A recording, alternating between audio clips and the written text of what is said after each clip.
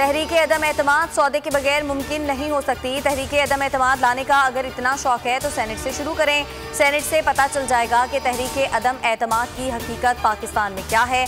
शाहिद खाकान अब्बासी की parliament house में गुफ्तगू, बोले जो मुल्क आइन के मुताबिक नहीं चलता वहाँ तहरीक अदम एतमाद भी नहीं होती। कोरोना फैलाने के अलावा नैब पर तमाम इल्जामात लग चुके। तनकीद हकायक और कानून देख कर करें। तामीरी तनकीद से नैब को भी फायदा होगा। Chairman justice retired Javed Iqbal कहते हैं किसी से जाती दुश्मनी नहीं, हमेशा सियासतदानों की इज्जत की और करते रहेंगे।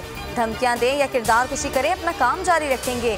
90% केसेस का इल्म नहीं होता किसके खिलाफ हैं। अगर ज्यादती की है तो आज़ाद अदलिया से रुजू किया जा सकता है।